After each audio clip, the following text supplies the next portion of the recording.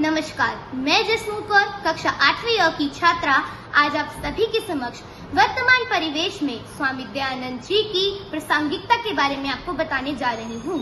स्वामी दयानंद युग दृष्टा थे। उनका चिंतन सार्वभौम एवं सार्वकालिक था, जिससे कि सभी समस्याओं का हमें हल प्रदान होता था।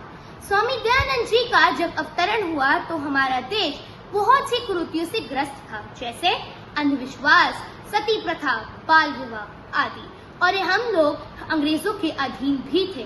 तो स्वामी दयानंद जी ने इन सभी समस्याओं के हल को निकालने के लिए हमें अपना जीवन दान कर दिया।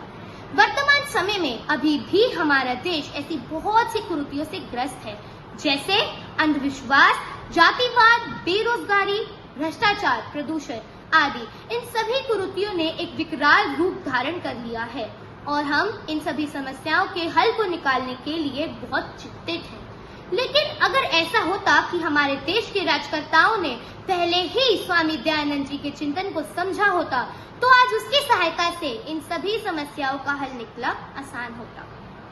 स्वामी दयानंद जी स्वदेशी के पक्षधर थे। उन्होंने सत्याग्रह प्रकाश में भी यह कहा है कि स्वदेश एवं स्वदेशी सर्वोपरि होता है, और उन्होंने ये भी बताया कि बेरोजगारी और भ्रष्टाचार जैसी जो समस्याएं हैं, उनका सिर्फ एकमात्र कारण है कि लोग आजकल विदेशी मानसिकता के मानसिक हो गए हैं, जिसके कारण वो सिर्फ विदेशी वस्तुओं का उपयोग ही कर रहे हैं।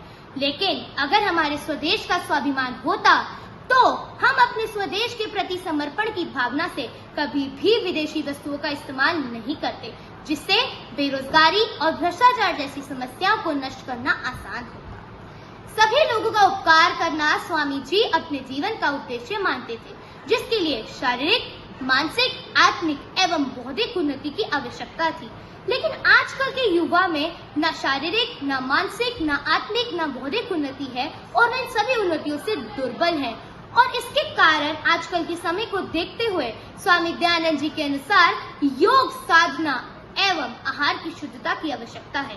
अगर हमारे देश के युवा आज इन योग साधना और आहार की शुद्धता को अपनाएंगे तो उनमें क्रियात्मकता का विकास होगा, साथ ही साथ में वह शारीरिक, मानसिक, आत्मिक और बौद्धिक उन्नति में सशक्त होंगे, जिसके कारण हमारे देश का भी बहुत अच्छे तरीके से विकास होगा।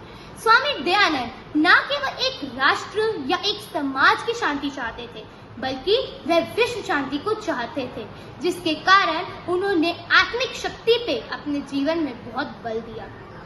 इस प्रकार से ही स्वामी दयानंद जी का चिंतन न केवल 19वीं और 20वीं सदी में ही प्रासंगिक था, बल्कि आज की 21वीं सदी में भी उनके इस चिंतन की हमारी विश्व शांति के लिए आवश्यकता है।